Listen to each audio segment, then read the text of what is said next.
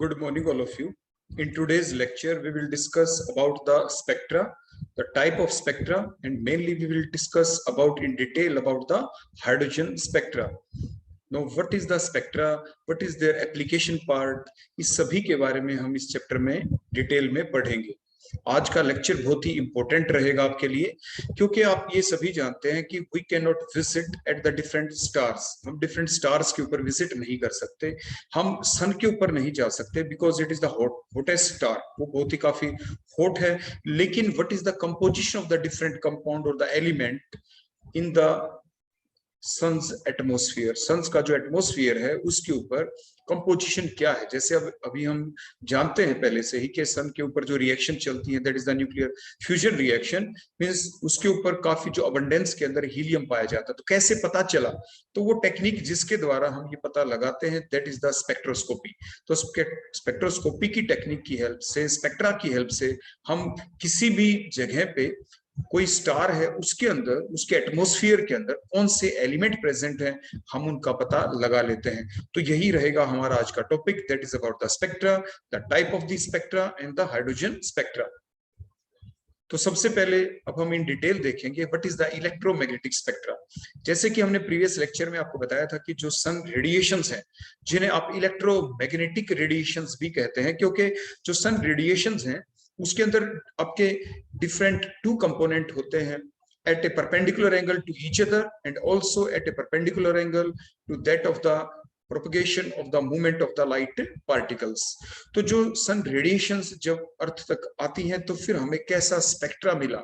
So that is the electromagnetic spectra, because at every point of the movement of the light radiations particle there are always two components, that is the electric component and the magnetic component. So the word here is the electromagnetic spectrum। electromagnetic spectrum means जो light radiations है, sunlight जो कि एक white light है, उस white light का जो spectra है उसी को हम क्या कहते हैं यहाँ पे? electromagnetic spectrum। तो जैसे आप यहाँ पे देख पा रहे हैं, ये डायग्राम हमने यहाँ पे शो किया है कि जो इलेक्ट्रोमैग्नेटिक स्पेक्ट्रम है उसके अंदर काफी रीजन होते हैं। There are different regions of different energy, different wavelength and the different frequency. तो जो डिफरेंट रीजन होते हैं उन सभी की एनर्जी अलग होगी, उनकी वेवलेंथ अलग होगी, उनकी फ्रीक्वेंसी अलग अलग होती है। जैसे हमने यहाँ पे आपके शो कर रखा है कि सबसे ज्यादा जो एनर्जी है, देखो मैक्सिमम एनर्जी का पोर्शन देखो, नीचे से ये एरो आपको दिख रहा है ना, नीचे से ऊपर की तरफ देखो, ये एरो यहाँ पे आपको जाता हुआ देखो दिख रहा है, that is the arrow of energy. Mean सबसे नीचे बोलो कौन होगा? सबसे नीचे लोवेस्ट एनर्जी की radiation, that is the radio frequency radiation, is the lowest energy radiation. The highest energy radiation in that range is the gamma raise. Gamma rays की energy सबसे ज्यादा होगी और रेडियो फ्रीक्वेंसी रेडिएशन की energy सबसे कम होगी। अगर एक सीक्वेंस में अगर हम इनको स्टडी करें तो सीक्वेंस में आप क्या देख पाएंगे कि that is a continuous spectra, there is no gap between these different type of radiations. जैसे ही एक रेंज है, there is a range of radio frequency radiations, after that in continuation of that radio frequency radiation there is the next radiation of more energy, that is the microwave radiations. After that slightly more energy radiations, the infrared radiations. After that slightly more energy radiations, these are the visible region, that is the visible region, that is the VIBGYOR, वो भी हम आपको बताएंगे। After that the near UV region, vacuum UV region, followed by more energetic region, that is the X-ray, followed by the highest energy region, that is the gamma rays। इनकी energy सबसे ज्यादा। और ये आप सिंपल फार्मूले से पहले ही पढ़ चुके हैं। फार्मूला हमारा क्या था कि E is equal to H nu। Means नीचे से ऊपर तक जब हम गए, मीन्स रेडियो फ्रीक्वेंसी से जब हम गामा रेज की तरफ गए तो एनर्जी इंक्रीज हो गई, तो एनर्जी इंक्रीज हो गई तो फ्रीक्वेंसी भी इंक्रीज हो जाएगी। तो हायर फ्रीक्वेंसी, देखो हमने ऊपर लिखा हाई फ्रीक्वेंसी, और नीचे बोलो क्या थी? Low frequency. और फर्दर हम फार्मूला जानते हैं न्यू का, कि nu is equal to c upon lambda. तो एनर्जी वेवलेंथ के इनवर्सली प्रोपोर्शनल। तो नीचे एनर्जी सबसे कम थी तो वेवलेंथ बोलो क्या थी? सबसे ज्यादा। तो रेडियो फ्रीक्वेंसी रेडिएशंस की वेवलेंथ सबसे ज्यादा होगी। गामा रेज की एनर्जी सबसे ज्यादा, फ्रीक्वेंसी सबसे ज्यादा, लेकिन वेवलेंथ बोलो क्या होगी, सबसे कम। That is the shortest wavelength radiations are the gamma rays here in that particular electromagnetic spectrum. तो ये एक ऐसा स्पेक्ट्रम है जिसमें हमने क्या कर रखा है, the spectrum in which all the electromagnetic radiations whether they are the radio frequency, microwave, IR, visible region, UV, X-ray, gamma rays, means all these radiations collectively are the electromagnetic radiations, because all these radiations particle contain both two vector, that is the electric field vector, देखो जो हम left side में दिखा रखा है electric vector, and other one is the magnetic vector, and these two vector are perpendicular to each other. जो light particles देखो हम मूवमेंट में दिखा रहे हैं, इलेक्ट्रोमैग्नेटिक वेव्स देखो जो आपको दिख रही है, इसमें जो पार्टिकल जब चल रहे हैं तो हर एक पॉइंट के ऊपर, एट एवरी पॉइंट, देखो 3 एक्सिस होते हैं आपके, एक्स, वाई एंड जेड।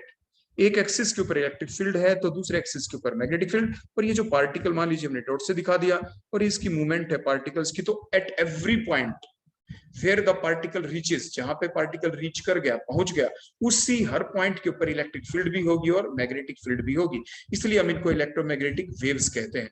तो ये जितनी भी इलेक्ट्रोमैग्नेटिक रेडिएशंस हैं, all are arranged in the increasing order of their wavelength or the decreasing order of their wavelength। आप कैसे भी इनको अरेंज कर सकते हैं, increasing or the decreasing order। if you arrange all these electromagnetic radiations in the increasing order or the decreasing order of energy or the wavelength or the frequency, then that spectra is called as the electromagnetic spectrum। तो electromagnetic spectrum is the spectrum in which all the electromagnetic radiations are arranged in the increasing or the decreasing order of wavelength, frequency or the energy, is called as the electromagnetic spectrum। आप इसे electromagnetic spectrum कहते हैं। आपको इस spectrum में ये जरूर पता होना चाहिए कि किसकी एनर्जी ज्यादा है और किसकी कम।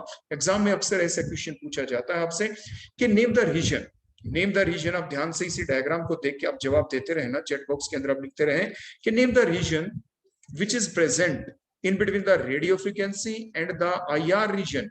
अब ध्यान से देखो, ये रेडियो फ्रीक्वेंसी है सबसे नीचे, उसके बाद देखो आईआर रीजन है, इसके बीच में कौन सा रीजन है, that is the microwave. So microwave region is the answer. तो मींस आपसे एग्जाम में क्वेश्चन किसी भी तरीके से पूछा जा सकता है। नेक्स्ट पॉइंट जो हम स्पेक्ट्रोस्कोपी के अंदर आमतौर पे आपको पढ़ा चुके होते हैं, पढ़ाते हैं आपको, वो क्या, वो पॉइंट ये होता है कि जो डिफरेंट टाइप ऑफ रेडिएशंस हैं, they causes different type of changes in the atom और द मॉलिक्यूल और the compound. Molecule, compound, atom के अंदर डिफरेंट टाइप की रेडिएशन, डिफरेंट टाइप के चेंजेस शो करती हैं। जैसे रेडियो फ्रीक्वेंसी रेडिएशंस को जब हम किसी कंपाउंड के ऊपर फॉल करते हैं तो क्या होगा, उस कंपाउंड के अंदर आपकी न्यूक्लियर स्पिन ट्रांजिशन होगी। बोलो क्या होंगी, न्यूक्लियर स्पिन ट्रांजिशन। लेकिन हर एक कंपाउंड के ऊपर ऐसा नहीं हो सकता, ये आप जरूर ध्यान रखें। ये जितनी भी बातें अभी हम आपको जो बताने जा रहे हैं कि रेडियो फ्रीक्वेंसी रेडिएशंस आपने किसी सब्सटेंस के ऊपर फॉल की तो उस कंपाउंड के अंदर न्यूक्लियर स्पिन ट्रांजिशंस हो गए, वो सिर्फ तभी हुए जब उस कंपाउंड के अंदर कुछ खास कैरेक्टरिस्टिक्स होंगी, तभी उसके अंदर ये न्यूक्लियर स्पिन ट्रांजिशंस होंगी। वो खास कैरेक्टरिस्टिक्स उसके अंदर क्या होनी चाहिए, these all things, these all fact called as the selection rules। तो हर एक रेडिएशंस के लिए एक स्पेशल रूल होता है, उसे सिलेक्शन रूल कहा जाता है। तो सिलेक्शन रूल वो रूल होते हैं जिनको किसी कंपाउंड को फॉलो करना पड़ता है ताकि वो उस पर्टिकुलर रेडिएशंस के साथ इंटरेक्ट कर पाए उसके साथ, अदरवाइज वो इंटरेक्ट ही नहीं कर पाएंगे। तो उस सिलेक्शन रूल के आधार पे ही कोई सब्सटेंस किसी पर्टिकुलर रेडिएशंस के साथ इंटरेक्ट करता है। हर कोई कंपाउंड हर किसी रेडिएशंस के साथ इंटरेक्ट करके ये पर्टिकुलर जो हमने चेंजेस लिख रखे हैं ये शो नहीं कर सकता। तो मींस रेडियो फ्रीक्वेंसी रेडिएशन किसी खास कंपाउंड के ऊपर डाला जो सिलेक्शन रूल को फॉलो करेगा, अगर उस सिलेक्शन रूल को फॉलो करेगा तो कौन सी ट्रांजिशन हो जाएंगी, nuclear spin transition. Similarly microwave radiations डालते हैं तो they will cause the rotational changes in the molecule. अगर आईआर रेडिएशंस डालेंगे दे कॉजेस द बोलो क्या, आपकी molecular vibrations takes place in the molecule. Vibration आपकी स्ट्रेचिंग और बेंडिंग की फॉर्म में होती है, इधर the stretching takes place in the bond और the bending takes place in the bond. अगर आप विजिबल और यूवी रेडिएशंस डालते हैं तो मॉलिक्यूल के अंदर इलेक्ट्रॉनिक ट्रांजिशंस होती हैं। अगर आप एक्सरे डालते हैं तो it causes the ionisation in the molecule. तो इस टाइप से ये हमने डिफरेंट इफेक्ट भी बताया, this called as the molecular effect. इन्हें आप मॉलिक्यूलर इफेक्ट कहते हैं कि जो आपके डिफरेंट रेडिएशंस हैं इनका किसी भी मॉलिक्यूल के ऊपर क्या इफेक्ट होता है, तो ये भी हमने आपको यहाँ पे बता दिया। वेवलेंथ की देखो डिफरेंट रेंज, डिफरेंट देखो वैल्यूज भी लिख रखी हैं, ये भी आपको पता होनी चाहिए। कई बार एग्जाम में ये क्वेश्चन आपके कॉम्पिटिटिव एग्जाम के अंदर पूछा जा चुका होता है। तो ये सारी चीजें जो डाटा है यहाँ पे इसको आप जरूर याद करके रखेंगे। नेक्स्ट ही पॉइंट आ गया आपका अबाउट द विजिबल रीजन। तो जो बीच में हमने बताया था विजिबल रीजन, देखो रेडियो फ्रीक्वेंसी रेडिएशंस के बाद बोलो क्या था आपका माइक्रोवेव, फिर आईआर के बाद जो विजिबल रीजन है, विजिबल रीजन के अंदर विबग्योर जिसे आप कहते हैं, VIBGYOR VIBGYOR means violet, indigo, blue, VIB, और फिर ग्योर ग्रीन, फिर YOR yellow, orange and red, जिसे आप विबग्योर कहते हैं। तो ये हमने शो किया, डिफरेंट की वेवलेंथ शो की है। देखो नैनोमीटर के अंदर जब हम शो करते हैं, so that is the wavelength. वो क्या होती है, देखो 700 नैनोमीटर जैसे हमने यहाँ पे लिखा, और यहाँ पे 400, तो 400 नैनोमीटर से 700 नैनोमीटर की जो ये रेंज है, that is the range of आपकी विजिबल रीजन। ये विजिबल रीजन कहलाता है। आमतौर पे कई बार एग्जाम में ये ना रेंज लिख के 400 से 700 नैनोमीटर लिखा मिलता है, 380 टू 780 नैनोमीटर, ये भी रेंज आपके एग्जाम में आ जाती है। तो आप ध्यान रखें 380 से लेके 380 नैनोमीटर से लेके 760 या 780 नैनोमीटर की जो रेंज होती है, that is the visible region range. Exam में कंपटीशन में कई बार ये पूछा जा चुका होता है। इसके बाद नेक्स्ट हम एक बड़ा इंपॉर्टेंट सा क्वेश्चन लेते हैं आपके सामने, इलेक्ट्रोमैग्नेटिक स्पेक्ट्रम से रिलेटेड है, जो भी आप देख चुके हैं, आपको इनको अरेंज करना है। डिफरेंट रेडिएशंस, देखो हमने पहले से चार्ट भी आपके सामने बना दिया था कि आपके लिए इजी रहे, आप इस क्वेश्चन का जवाब बड़ी आराम से दे पाए। First is the amber light, उससे पहले ले रखा था माइक्रोवेव ओवन, माइक्रोवेव रेडिएशंस। उसके बाद देखो amber light, that from the traffic signal, and the radiation from the FM radio means radio frequency radiations, cosmic rays, X rays, देखो different radiations हैं, इनको हमें अरेंज करना है किस फॉर्म में, in the increasing order of frequency. क्योंकि formula तो आप पहले से ही जानते हैं, इंक्रीजिंग ऑर्डर ऑफ फ्रीक्वेंसी का मतलब E is equal to h nu होता है फार्मूला, और HC अपॉन लैम्डा, मतलब जिसकी एनर्जी ज्यादा उसकी फ्रीक्वेंसी भी ज्यादा है। तो increasing order of frequency mean सबसे पहले वो जिसकी फ्रीक्वेंसी सबसे कम है, सबसे कम फ्रीक्वेंसी वाला, आप नीचे देखो हमने जो चार्ट दे रखा है, सबसे नीचे रेडिएशंस है, रेडियो फ्रीक्वेंसी रेडिएशंस है जो सबसे कम एनर्जी की होती है। तो the increasing order of the frequency, अगर हम देखें इसी चार्ट को ध्यान में रखते हुए, तो रेडियो फ्रीक्वेंसी की एनर्जी, जो एनर्जी है, जो फ्रीक्वेंसी है, वो सबसे कम होगी। देखो FM रेडियो, उसके बाद एम्पर लाइट, उसके बाद देखो माइक्रोवेव आ जाती है, देखो माइक्रोवेव आ गई, उसके बाद बोलो कौन, एक्सरे, देखो फिर एक्सरे आएंगी, और लास्ट में बोलो कौन आ गई है, देखो ये गामा रेज। देखो यहाँ पे पूरे चार्ट को आपको ध्यान रखना पड़ेगा इस क्वेश्चन के लिए, बहुत इंपॉर्टेंट क्वेश्चन है, क्वेश्चन नंबर 2.45, ये आपकी NCERT बुक के अंदर से ही हमने ले रखा है, जो आपकी NCERT की बुक है उसमें क्वेश्चन नंबर 2.45 है ये आपका। तो इसलिए ये क्वेश्चन बहुत इंपॉर्टेंट है, स्टैंडर्ड क्वेश्चंस होते हैं। इंक्रीजिंग ऑर्डर ऑफ वेवलेंथ लिखें, फ्रीक्वेंसी के इनवर्सली प्रोपोर्शनल है, फार्मूले में देखें H nu is equal to C upon lambda, तो देखो इनवर्सली प्रोपोर्शनल का रिलेशन है, तो मैं जिसकी फ्रीक्वेंसी ज्यादा तो उसकी वेवलेंथ क्या होगी, कम होगी, तो इससे रिवर्स ऑर्डर आ जाएगा। कॉस्मिक जो रे है उसकी वेवलेंथ सबसे कम होती है, और FM फ्रीक्वेंसी जो रेडिएशंस हैं, रेडियो फ्रीक्वेंसी रेडिएशंस की क्या होगी बोलो, वेवलेंथ सबसे ज्यादा होगी। So that is very important question. इसके बाद नेक्स्ट हमारा टॉपिक आ जाता है व्हाट इज डिस्पर्शन। डिस्पर्शन जैसे आपको दिख रहा है कि हमने सनलाइट ली, देखो यहाँ पे दैट इज अ सनलाइट, ये सनलाइट है, देखो यहाँ पे व्हाइट लाइट, देखो व्हाइट डॉट डॉट गई, इसको देखो ये हमारे पास यहाँ पे हमने प्रिज्म लिया है, यहाँ पे दैट इज द प्रिज्म।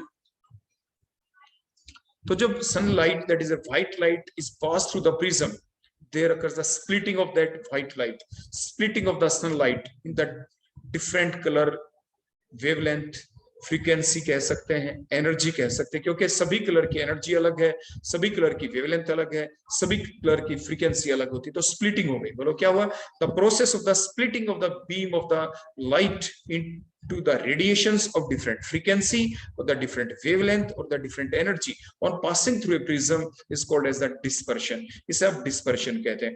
आपने यहाँ पे एक चीज और नोट की है कि अगर ये लाइट देखो, ये व्हाइट लाइट अगर ये देखो बिल्कुल स्ट्रेट जाती, देखो इस टाइप से, without any deflection, without any deviation, तो देखो ये लाइट कुछ इस टाइप से जानी चाहिए थी, जैसे मैंने अभी आपके सामने शो कर दी, लेकिन ऐसे नहीं गई।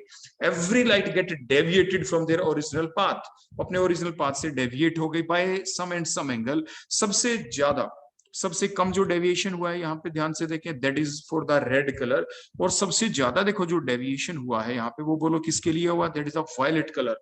ये वायलेट एंड है, ध्यान रखें, ये विबग्योर के अंदर V एंड हो गया, VIBGYOR, ऊपर आपका R एंड हो गया।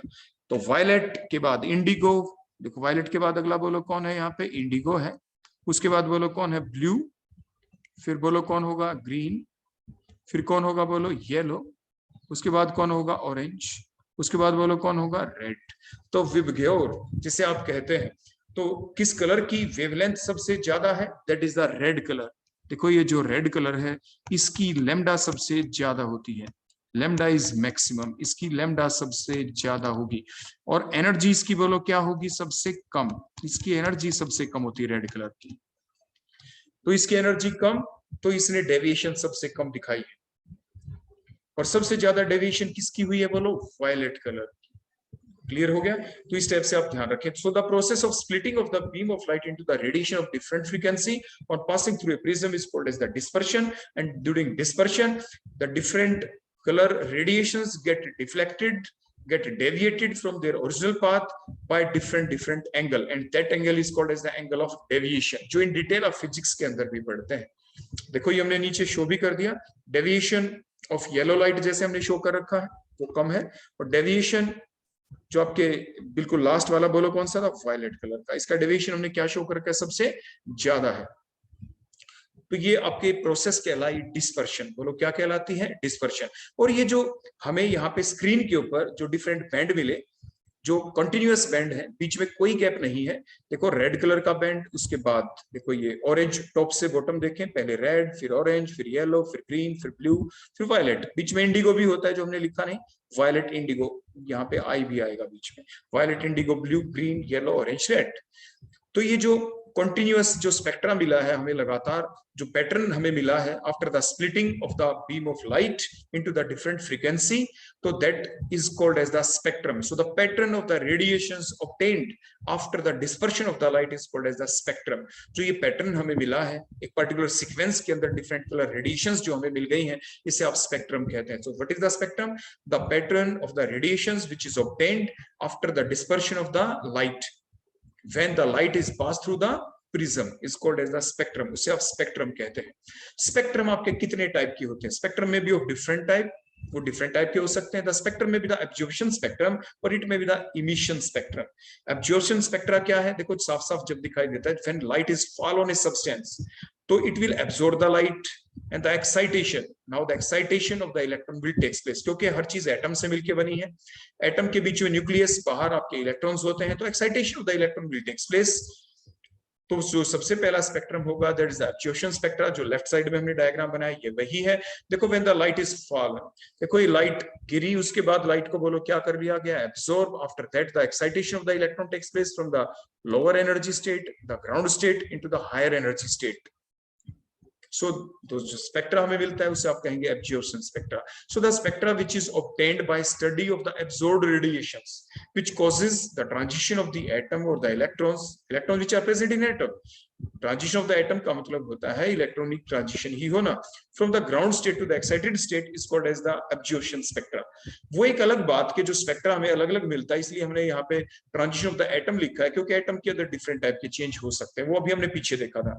जो इलेक्ट्रॉनिक ट्रांजिशन तो सिर्फ तभी होती है जब हम यूवी विजिबल रेडिएशंस डालते हैं, वो हमने इन डिटेल आपको पहले ही बता दिया था, क्योंकि different type of radiations interact with the matter in different extent, अलग अलग एक्सटेंट तक होती है। जैसे हमने देखा रेडियो फ्रीक्वेंसी रेडिएशंस डाले सिर्फ न्यूक्लियर ट्रांजिशंस होती हैं, माइक्रोवेव डालें तो सिर्फ क्या होता है उसके अंदर आपके रोटेशनल चेंजेस होते हैं, इंफ्रारेड रेडिएशंस डालें because is the vibration in the bond in the form of the stretching और the bending, means different type of interaction होती है डिफरेंट टाइप की रेडिएशंस की मैटर के साथ। So the spectra which is obtained by the study of the absorbed radiation which causes the transition of the atom from the ground state to the excited state is called as the absorption spectra। इसके reverse दूसरे diagram को देखें कि जो excited आपकी स्पीसी है, for example electronic spectra को हम यहाँ पे शो कर रहे हैं, तो जिसमें इलेक्ट्रॉन का ट्रांजिशन हुआ, देखो एक्साइटेड से दोबारा जब ग्राउंड स्टेट के अंदर आता है, देखो जब ऊपर से नीचे आया, नीचे आते ही साथ देखो photon is emitted because the packet of energy is called as the बोलो क्या quanta, and in case of the light that packet of energy is called as the photon, उसे आप photon कहते हैं। तो what is the emission spectra?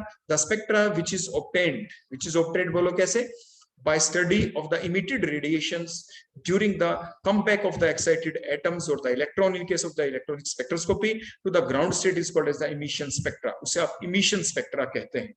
तो spectra आपके दो टाइप के होते हैं, absorption and the emission one. उसके बाद जो इमिशन स्पेक्ट्रा है that is further of different type, that में भी the continuous spectra. Continuous spectra कैसा था, जैसे अभी हमने देखा था जब आप सनलाइट को, व्हाइट लाइट को, when you pass that white light through the prism, we got the continuous band of the different colours. So the spectra which contains the continuous band of the radiations corresponding to the different frequency or the wavelength is called as the continuous spectra. उसे आप continuous spectra कहते हैं. जैसे आपने white light को prism के अंदर से पास किया तो different color के band दिखाई दिए. There is no gap between these different bands. लगातार band है. Violet के बाद indigo, indigo के बाद blue, blue के बाद green, yellow, orange and the red. So that these different color band which are present in continuation without any gap. So that type of spectra is called as the continuous spectra. उसे आप continuous spectra कहते हैं. Other one is the non-continuous spectra, that is the line spectra, or you can say the atomic spectra, जिसमें हमें different lines दिखाई देंगी for the different type of element. Different type of element shows the different type of line spectra. So it acts as the fingerprint also. अभी हम आपको बताएंगे. So the spectra which contain a series of line which are corresponds to a particular wavelength which are separated from each other by the dark spaces is called as the line spectra. उसे आप line spectra कहते हैं. जैसे अभी आपको इस diagram में दिखाई दे रहा है कि जैसे हमने हाइड्रोजन स्पेक्ट्रा को देखा, we got the different lines. देखो ये एक, देखो आपने देखा ये रेड लाइन, उसके बाद आपने देखा ग्रीन लाइन, एक देखो ये ब्लू लाइन. देखो these different lines are obtained in case of the hydrogen spectra when the light of different radiations are fallen on it. तो लाइन स्पेक्ट्रा हमें मिलता है. सोडियम के केस में हम आपको बताएंगे we got only two line. One is the 5890 angstrom, other one is the 5896 angstrom. Two yellow lines are obtained in case of the sodium spectra. Sodium का means different elements show the different number of lines at a particular wavelength, particular frequency. Means एक जो line spectra होता है, the line spectra is obtained by the emission of the energy by the electrons in the atom of the elements. क्योंकि हर एक element के अंदर जो number of जो इलेक्ट्रॉन्स होते हैं अलग अलग होते हैं. फर्दर जो डिफरेंट टाइप ऑफ के जो एटम होते हैं उनके अंदर जो अगर सेम नंबर ऑफ इलेक्ट्रॉन भी हो वैलेंस शेल में, तो उनकी जो अट्रैक्शन है न्यूक्लियस का साथ वो एक जैसी नहीं होती. ये हम पीरियोडिक टेबल में पहले ही पढ़ चुके हैं. तो मीन्स हर एक एलिमेंट का जो अपना इन्वायरमेंट है वो अलग होता है, उसका नेचर अलग होता है. तो इसलिए अलग अलग एलिमेंट अलग अलग नंबर ऑफ लाइंस को शो करते हैं अपने इमिशन स्पेक्ट्रा के अंदर. तो जो इमिशन स्पेक्ट्रा होता है हर एक एलिमेंट का वो डिफरेंट होता है. वो उसमें डिफरेंट नंबर ऑफ लाइंस मिलती है, वो डिफरेंट फ्रीक्वेंसी की डिफरेंट वेवलेंथ की लाइन होती है. So as the line spectra is obtained by the emission of the energy by the electrons, when these electrons come back from the excited state into the ground state, during that the light is released. That released energy is now studied, and that spectra is called as the line spectra. उसे आप line spectra कहते हैं, आप उसे emission spectra कहते हैं. Line spectra को हम एटॉमिक स्पेक्ट्रा भी कहते हैं क्योंकि हर एक एटम का स्पेक्ट्रा अलग होता है. हर एक स्पेक्ट्रा क्या होता है, एटम का अलग अलग होता है. ये इसकी आइडेंटिफिकेशन के लिए यूज होता है. So the atomic spectra is also called as a fingerprint of its atom. Fingerprint of the atom. जैसे हमारे फिंगरप्रिंट होते हैं, सेम फिंगरप्रिंट के दो पर्सन नहीं हो सकते, इसी टाइप से सेम फिंगरप्रिंट के दो एलिमेंट नहीं हो सकते. दो एलिमेंट हैं तो उनका फिंगरप्रिंट भी अलग अलग होगा, उनका लाइन स्पेक्ट्रा भी अलग अलग होगा. जैसे आप यहाँ पे देखें, when the electron absorbs certain amount of energy from the light, they jump to the higher energy. When these come back into the ground state, they again releases energy, that is the emission spectra. But when they absorb light, they go into the excited state. That spectra is called as the absorption spectra. देखो दो spectra होते हैं. जो absorption spectra होता है उसमें हमें dark line मिलती है. And when these excited electrons come back into the ground state, they releases energy. Means आपकी क्या होगा, इमिशन होगा, लाइट इमिटेड होगी तो हमें वहां पे कलर्ड लाइट दिखाई देती है.